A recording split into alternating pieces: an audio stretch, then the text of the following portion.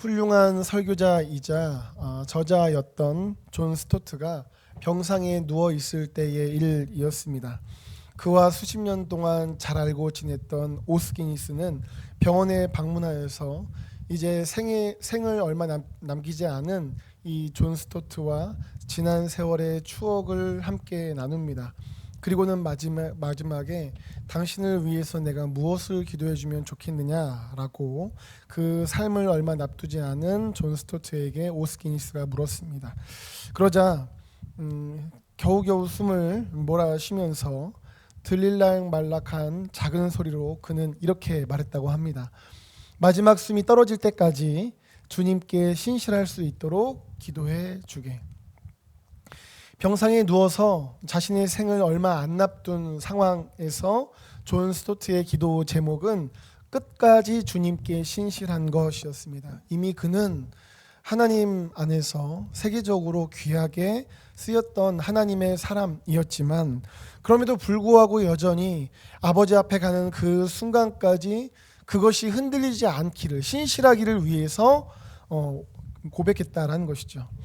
조정민 목사님도 이와 같은 말씀을 합니다. 잘난 사람보다 계속 배우는 사람이 낫고 멀리 간 사람보다 계속 가는 사람이 낫습니다. 이것은 영적으로 정말 그러합니다. 이미 놀랍게 하나님께 쓰임 받았어요. 이미 여러 가지로 하나님의 은혜와 능력을 경험하였습니다. 어떤 직분도 있습니다.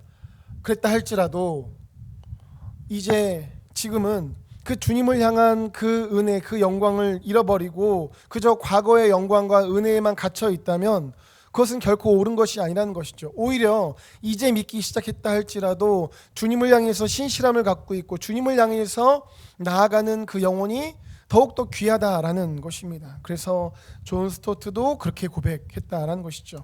사도 바울도 이렇게 고백합니다. 빌립보서 3장입니다. 내가 이미 얻었다 함도 아니요 온전히 이루었다 함도 아니라 오직 내가 그리스도 예수께 잡힌 바 된 그것을 잡으려고 달려가노라. 형제들아 나는 아직 내가 잡은 줄로 여기지 아니하고 오직 한 일 즉 뒤에 있는 것은 잊어버리고 앞에 있는 것을 잡으려고 표대를 향하여 그리스도 예수 안에서 하나님이 위에서 부르신 부름의 상을 위하여 달려가노라. 주님을 위해서 그렇게 놀랍게 쓰임받았던 바울조차도 뭐라고 합니까? 내가 온전히 이룬 것이 아니다. 아직 잡은 것이 아니다 라고 고백합니다. 그러면서 내가 여전히 주님께 잡힌 바 된 그것을 향해서 달려간다. 표대를 향해서 하나님이 위에서 부르신 상을 향해서 달려간다 라고 고백합니다. 주님 안에서 놀라운 경험들을 하였고 은혜도 경험하였고 위대하게 쓰임받았던 바울조차도 여전히 신실하게 주 앞에 붙들림 받기를, 주님을 따라 쓰임받기를 위해서 고백했다는 것이죠. 이러한 말씀 앞에 우리를 돌아보도록 하겠습니다. 우리는 어떠합니까? 예배하는 우리는 어떠합니까? 여전히 나는 주님을 향해서 나아가고자 그 갈망이 우리 안에 있습니까? 아니면 과거에 내가 이런 은혜를 받았었지, 혹은 내가 이 정도 신앙생활을 하면 되었지라고 하면서 주님을 향한 목마름이 혹시 멈춰 있지는 않으십니까? 정말 여러분들께서는 하나님이 위에서 부르신 그 부르심의 상, 그 표대를 향하여 계속해서 주님을 향한 목마름을 따라서 나아가고 계십니까? 예레미야서 28장에서는 하나냐라는 선지자가 등장합니다. 그는 예레미야 선지자와 대립된 사람입니다. 그런데 그 선지자에 대해서 성경은 이렇게 설명합니다. 기브온 아술의 아들 선지자 하나냐가 여호와의 성전에서 제사장과 모든 백성이 보는 앞에서 내게 말하여 이르되, 말씀합니다. 하나냐를 뭐라고 설명합니까? 기브온 아술의 아들이라고 설명합니다. 우리가 한글 성경만 보면 마치 아빠의 이름이 기브온 아술인가 라고 생각하실 수 있지만 그렇지 않습니다. 아버지의 이름은 원문을 보시면 아술이고 기브온은 지명입니다. 지명. 그의 출신입니다. 즉 하나냐가 기브온 출신이라는 것이죠. 그런데 그 당시에 기브온은 어떤 곳인가? 제사장들이 지내던 동네입니다. 선지자들이 지내던 동네입니다. 게다가 그곳은 솔로몬 성전이 건축되기 전에 여호와의 장막이, 성막이 있던 곳입니다. 그래서 예를 들어서 마치 우리가 뭐 뉴욕 하면 떠오르는 이미지가 있지 않습니까? 어떤 멋진 도심의 모습들 뭐 그런 것들이 뉴욕 하면 이미지가 있는 것처럼, 혹은 뭐 속초 하면 멋진 바다나 어떤 먹거리들이 생각나는 이미지가 있는 것처럼 그 당시에 기브온 하면 떠오르는 이미지가 있었다는 것이죠. 제사장의 동네, 선지자의 동네, 여호와의 장막이 있는 거룩한 곳, 그곳 출신이라면 하나냐라는 사람은 굉장히 거룩한 사람이구나라는 것을 그 당시의 사람들은 이 말씀을 보면서 생각할 수 있을 것입니다. 뿐만 아니라 이 하나냐는 지금 어떻게 하고 있습니까? 여호와의 성전에서 다른 제사장들이 있고 모든 백성들이 있는데 그 앞에서 발언하는 사람이었습니다. 즉 학자들은 하나냐가 당시 선지자들의 대표자격이라고, 리더라고 설명합니다. 그러니까 이처럼 하나냐 선지자는 꽤나 대단한 위치의 사람이었습니다. 그 당시에 말이죠. 그래서 출신 배경이나 사회적 위치가 높았던 사람입니다. 게다가 이 하나냐 선지자가 예레미야 선지자가 외쳤던 메시지와 대조가 되는 메시지를 외쳤거든요. 하지만 하나냐 선지자가 외쳤던 메시지도 꽤나 설득력 있는 메시지였습니다. 그 당시에 예레미야 선지자가 외쳤던 메시지는 이것이었습니다. 우리는 이방 나라 바벨론에게 굴복해야 된다, 섬겨야 된다. 이것이 예레미야 선지자가 외쳤던 것입니다. 하나냐 선지자는 무엇을 외쳤는가? 그럴 필요 없다. 하나님께서 우리 유다를 2년 안에 회복시켜 주실 것이다. 그러니 바벨론에게 굴복하지 말자가 하나냐 선지자가 외쳤던 메시지입니다. 메시지 자체만 보면 누가 더 믿음이 있어 보입니까? 하나냐 선지자가 더 믿음이 있어 보이지 않습니까? 굴복하지 말자. 하나님이 회복하실 것이다. 그렇죠? 그렇기 때문에 사람들은 아무리 예레미야 선지자라고 할지라도 하나냐 선지자 역시, 그와 대립되고 있는 하나냐 선지자 역시 사회적 위치도 있고 출신도 좋고 메시지도 설득력 있고, 그래서 누구의 메시지가 진짜 하나님의 것이야? 누구 메시지가 진짜야? 라고 사람들은 어떤 것을 붙잡아야 되는가 분별하는 것이 쉽지 않았다라는 것이죠. 그렇다면 그 하나냐 선지자와 예레미야 선지자 중에서 누가 진짜 선지자였습니까? 어떤 것이 진정한 하나님의 메시지라고 분별할 수 있을까요? 그것은 하나님께서 정말 말씀을 주셨는가, 하나님께서 정말 그들에게 말씀하셨는가, 붙어있는가, 그걸 통해서 알 수 있다는 것이죠. 성경은 이렇게 말씀합니다. 12절입니다. 여호와의 말씀이 예레미야에게 임하니라 이르시기를 말씀하고 있습니다. 하나님께서는 누구에게 말씀하셨습니까? 예레미야에게 말씀하셨습니다. 그리고 하나냐는 사실 하나님께로부터 받은 말씀이 아니었습니다. 하나냐가 아무리 사회적 위치가 있고 출신도 좋고 그 메시지도 설득력이 있어 보인다 할지라도 하나님과 연결되지 않았기 때문에, 하나님을 따른 것이 아니었기 때문에 결국 가면 갈수록 하나냐 선지자는 거짓 선지자임이 드러났고, 하나님과 붙어 있어 하나님을 따랐던 그 예레미야 선지자는 하나님의 사람으로서 결국은 성경의 기자로서도 하나님께 쓰임받게 되었습니다.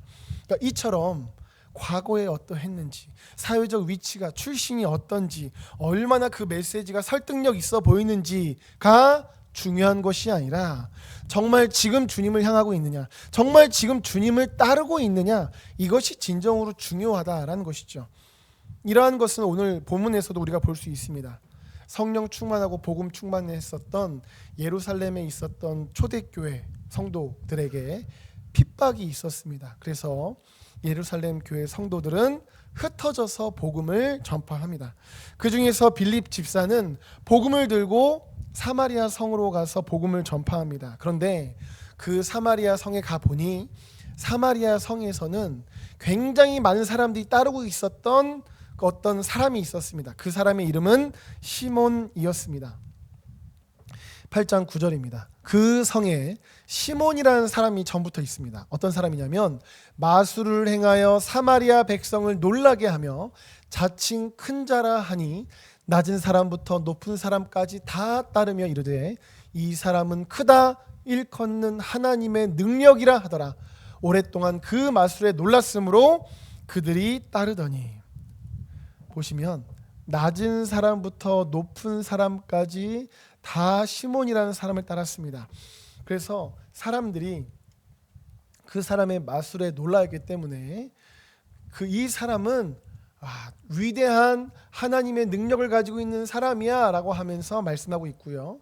또한 성경에서는 따르다라는 것을 2번 반복함을 통해서 지금 그 사마리아 성에 있는 사람들이 시몬이라는 사람을 굉장히 따라가고 있다는 것을 보여주고 있습니다. 그런데요, 이어지는 12절에서는 이와 대조된 사람이 나옵니다.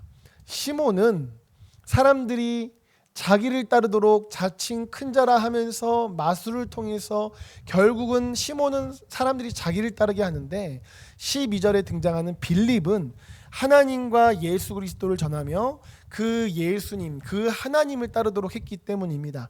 12절입니다.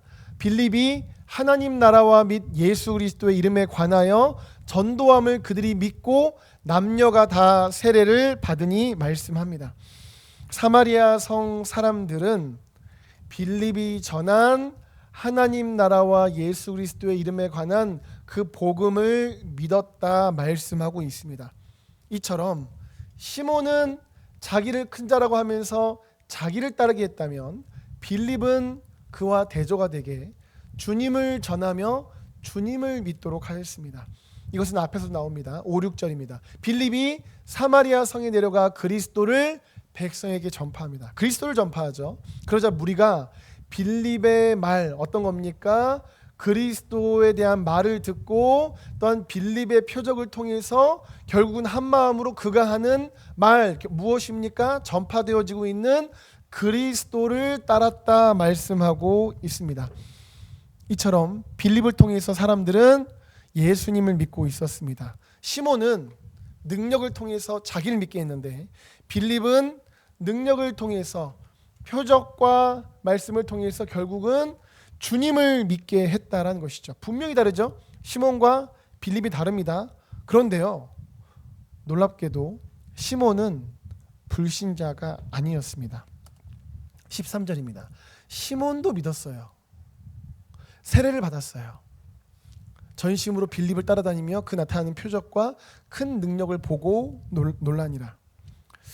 그런데 시몬이 예수님에 대한 복음을 듣고 나서 믿었다고 하는데, 다른 사람들과 좀 차이가 있습니다. 다른 사람들은 그 전하는 말, 예수님에 대한 그 복음을 따랐다라고 말합니다. 그래서 사람들은 예수님에 대한 것을 믿고 따랐는데, 근데 시몬은 어떻게 말씀하고 있냐면 빌립을 따라다녔다라고 말씀합니다. 따라다니다라는 것을 원문을 보시면 충성하다라는 뜻입니다. 충성하다. 빌립에게 충성했습니다. 시몬은요. 왜 그럴까요? 왜 빌립이라는 사람에게 충성했겠습니까? 게다가 시몬에 대해서 말씀하는 이 13절 바로 앞에 한글 성경에는 없지만 원문에는 있는 접속어가 있습니다. 그것은 바로 그러나라는 것입니다. 그런데 이것은요, 앞에서 말씀하는 것과 반대의 말씀이 13절에 나온다라는 것이죠. 13절의 말씀이 뭐였습니까? 시몬은 예수님에 대해서 복음을 믿었다 하면서 빌립에게 충성한 것이었죠. 앞에 말씀 뭐냐면, 다른 사람들은 이 시몬과 다르게 예수님을 믿었다라는 겁니다. 빌립이 이렇게 복음을 증거했을 때 사람들이 예수님을 믿었다. 이처럼 사람들은 빌립이 전하는 복음을 듣고 예수님을 믿었지만, 그러나 시몬은 빌립에게 충성했다라는 겁니다.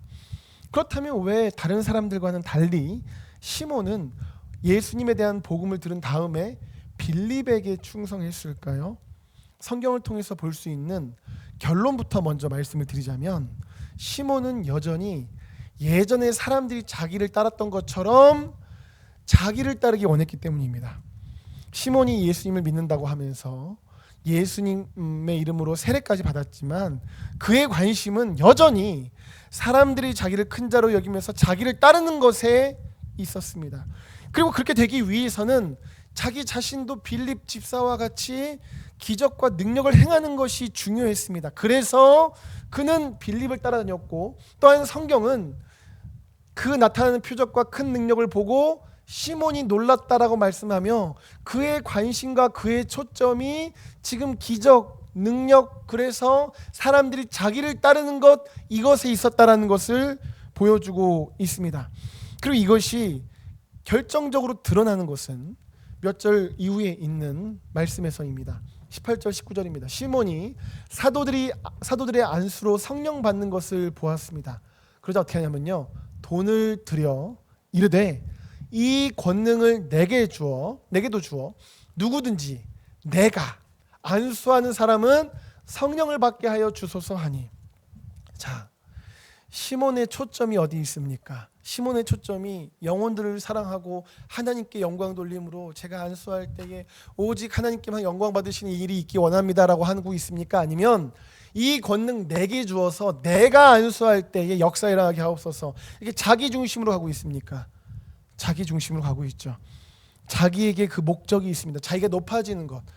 시몬은 예수를 믿기 전에도 그리고 믿은 후에도 자기가 높아지는 것에 목적이 있었기 때문에 시몬은 빌립 집사에게 충성하고 또한 사도들이 안수할 때에 그 권능 나에게 달라고 목적이 철저하게 하나님이 아닌 자기 자신에게 있었다라는 것이죠.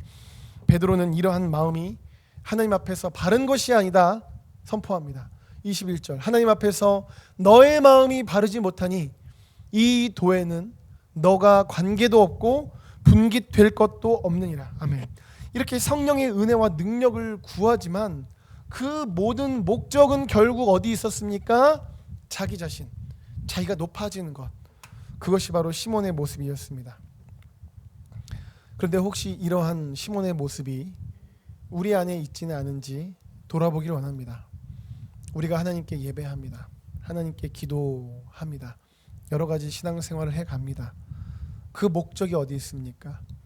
그 신앙생활, 지금의 예배를 통해서 우리의 목적은 정말 하나님께서 영광 받으시는 것이 있습니까? 아니면 이 예배를 통해서 내가 무언가를 얻고 내가 신앙생활을 통해서 말씀 묵상과 기도와 어떤 찬양과 예배의 삶을 통해서 우리 가정에 나에게 어떤 목적이 그것에 있습니까? 이재철 목사님께서 목회를 하시기 전의 일입니다. 이분께서는 이제 목회하시기 전에 일반적인 사업을 하셨었습니다. 1974년도에 목사님께서는 이제 사업적으로 독립할 기회가 있으셨다라고 합니다. 그때 이제 하시고자 했던 사업의 경쟁자는 대기업 세 군데였습니다. 그리고 목사님은 혼자였대요. 그래서 사실 그들과 경쟁조차 할 수 없는 상황이셨다라고 합니다. 그때 그분이 하나님께 이렇게 기도하셨대요. 하나님, 저는 가진 게 아무것도 없습니다. 오직 하나님만이 저의 백그라운드가 되십니다. 하나님께서 이 사업을 할 수 있게 해주신다면, 인도하신다면 제가 버는 돈으로 평생 하나님께 영광 돌리며 살겠습니다. 이 목사님의 기도를 하나님은 정말 들어주셨습니다. 그 사업의 권한을 대기업 세 군데를 물리치고 이분이 따게 되었어요. 그리고 몇 년간 정말 많은 돈을 벌게 되었다라고 합니다. 목사님의 설명에 따르면 1977년도 당시 40평짜리 반포 아파트 한 채 가격이 800만 원이었는데 그 당시 목사님께서는 모든 경비를 다 제하고 하루에 1200만 원을 버는 날도 있었다라고 합니다. 어쨌건 그렇게 하나님께서는 목사님의 기도를 들어주신 겁니다. 그런데 목사님께서는 하나님과의 약속을 지키지 않았습니다. 목사님의 표현을 빌리자면 그 많은 돈으로 서울에서 가장 크고 좋은 아파트를 사고 외제 고급 승용차를 굴리며 낮에는 골프장에서 살고 밤에는 술독에 빠져 있었다고 합니다. 글을 옮깁니다. 그때야말로 지난 나의 인생 여정 중에서 가장 부끄럽고 가장 수치스럽게 살던 시기였다. 물론 그때도 나는 크리스천이었다. 매 주일 철저하게 교회에 출석함은 물론이요, 성가대원과 교사로 봉사도 열심히 했다.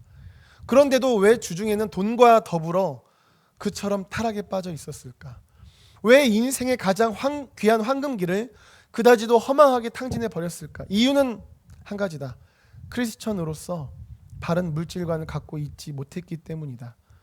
많은 사람들이 오늘도 돈을 벌기 위해 새벽부터 밤늦게까지 신발이 닳도록 뛰어다닌다. 그렇지만 그들 중에 바른 물질관을 먼저 정립하려는 사람은 대단히 드물다. 바른 물질관을 갖고 있지 않으면 물질이 많아지면 많아질수록 그 사람을 더욱 크게 해치는 독약이 된다. 아무리 열심히 교회를 다닌다 해도 마찬가지다.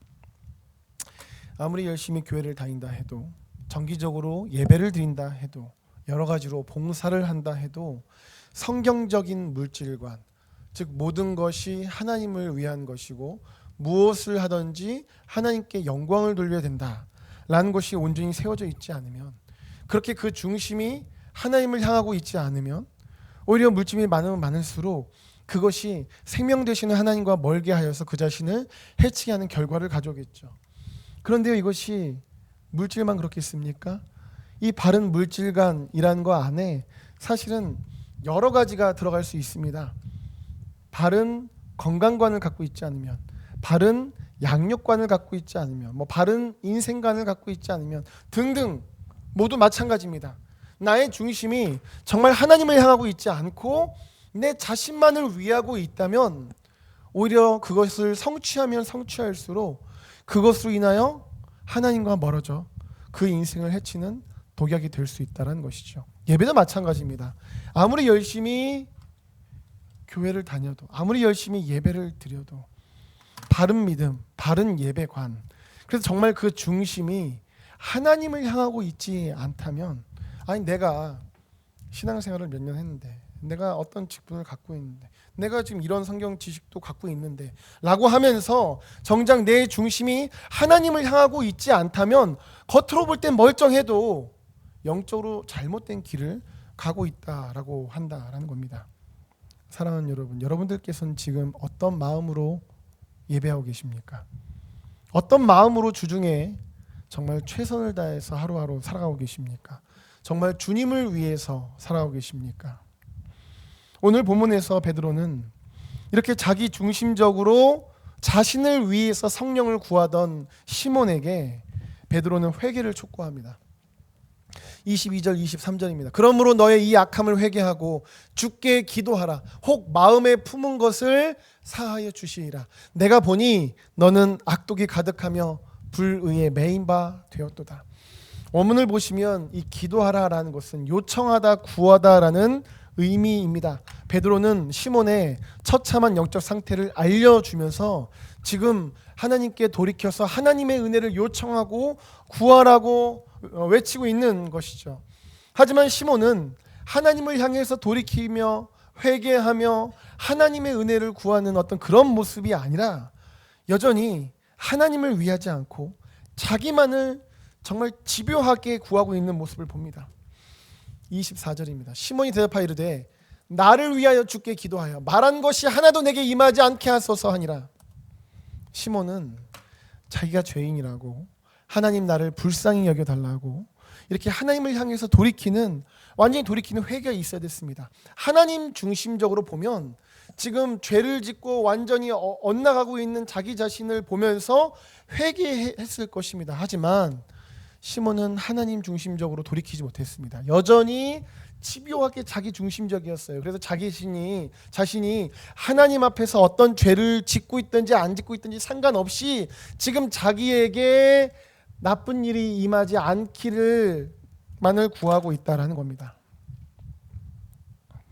만약에 그가 정말 하나님 중심적으로 자기 자신을 봄으로 말미암아 내가 지금 하나님 앞에서 엇나가고 있구나, 내가 열심히 한다 하지만 예배를 정기적으로 드리고 있지만 내가 바른 물질관이 있지 않구나, 내가 바른 예배관이 있지 않구나, 내가 바른 신앙관, 바른 인생관, 바른 어떤 여러 가지 것이 있지가 않구나, 그것을 깨닫고 회개했다면 성경 속에서 회개를 통해서 놀라운 하나님의 은혜와 회복을 누렸던 그 사람들과 같은 길을 시몬은 걸어갔을 것입니다. 서울 봉천동에서 병원을 하셨던 윤주홍 장로님이라는 분이 계십니다. 그 옛날에 봉천동이 빈민촌이었는데 그때부터 그 동네에서 그 장로님의 도움을 받지 않은 사람이 없었대요. 그의 신세를 지지 않은 어린이가 없었다라고 합니다. 그러니까 그만큼 그 동네 분들에게 이 장로님께서 마치 이렇게 불렸답니다. 봉천동의 슈바이처라고 부르면서 그분이 정말 그 동네에서 의사분께서 정말 헌신하시고 봉사를 많이 하셨다라고 해요. 근데 사실은 그분이 처음부터 그런 삶을 사셨던 것은 아니라고 합니다. 1973년도의 일입니다. 어떤 택시 기사가 아이를 쳤어요. 아이가 거의 숨이 넘어갑니다. 거의 죽은 것 같아요. 피투성이가 됐습니다. 이 택시 기사가 급하게 가까운 병원으로 이 아이를 데리고 갑니다. 장로님 병원에 그 택시 기사가 어떤 한 아이를 안고 뛰어 들어오는 거예요. 그래서 응급처치를 하려고 봤더니 그 아이가 자신의 세 번째 딸인 겁니다. 결국 장로님은 자신의 딸에게 사망 선고, 사망 진단을 내린 아버지가 되었습니다. 부모로서 마음이 어땠겠습니까? 밤에 잠이 오지 않죠. 너무나도 고통스럽죠. 그 마음을 어떻게 다 알 수 있겠습니까? 깊은 고통의 시간을 장로님 보내셨다라고 고백합니다. 그러나 감사하게도 그 장로님께서는 다시 믿음으로 일어납니다. 그래서 하나님께서 사랑하는 나의 자녀를 데려가신 것은 자기 자신을 슬픔 속에 내버려 두시기 위함이 아니라 자신으로 하여금 이 세상의 모든 다른 자녀들을 나의 자녀와 같이 섬기게 하시기 위함이다라는 것을 깨달으셨다라고 합니다. 그래서 그분의 표현을 빌리자면 단 한 명의 자식을 잃고 수많은 자녀들의 아버지가 되었다라고 고백하십니다. 그리고 그렇게 그분은 그 아픔을 계기로 하여서 주님의 은혜로 통로로서 주변에 어려운 많은 분들에게 하나님의 은혜를 흘려보내게 되었던 것입니다. 말할 수 없는 아픔 속에서도 그 중심이 주님을 향하였기 때문에 그 하나님을 바라봄 속에서 오히려 그 인생의 슬픔이 자기의 인생의 걸림돌, 완전히 넘어지게 하고 무너지게 되는 것이 아니라 오히려 그것이 자기를 딛고 일어서게 하는, 주님께 쓰임받게 하는 디딤돌 되었다는 것이죠. 주님께서 말씀하십니다. 이 말씀은 우리가 같이 읽어보겠습니다. 읽습니다. 시작. 무리와 제자들을 불러 이르시되 누구든지 나를 따라오려거든 자기를 부인하고 자기 십자가를 지고 나를 따를 것이니라. 누구든지 자기 목숨을 구원하고자 하면 잃을 것이요 누구든지 나와 복음을 위하여 자기 목숨을 잃으면 구원하리라. 아멘. 주님을 향함으로 주님을 따르기 위해서 자기를 부인하고 자기 안에 있는 말할 수 없는 그 슬픔, 이 모든 것, 소중하게 여기던 것들까지도 다 내려놓을 때, 그때 주님께서는 놀라운 생명의 은혜, 그 승리의 은혜를 누린다라고 우리에게 말씀하고 계십니다. 그렇습니다. 하나님 중심 되기 원하시는 그 주님은 결국은 우리에게 참된 생명을 주시고자, 참된 승리를 주시고자 그 말씀을 우리에게 하시는 것입니다. 사랑하는 여러분, 세상에서는 자기 중심적일 때 살 수 있다 합니다. 하지만 주님께서는 주님을 따르고자 한다면, 진정한 생명의 은혜, 승리의 은혜를 누리고자 한다면 주님을 따르는 것, 내 자신을 내려놓고 주님을 따르는 것, 그것이 정말 생명이고 승리의 길이라 말씀하십니다. 진정한 예배, 하나님이 기뻐하시는 삶의 예배는 바로 이것입니다. 중심을 주님께 향하고 그렇게 살아가는 것이 진정한 예배자의 모습입니다. 모든 성도님들께서 평생토록 주님만을 향하고 주님만을 따르시는 은혜가 있음으로 말미암아 하나님이 기뻐하시는 진정한 예배자의 삶을 살아가시기를 예수님의 이름으로 축복합니다.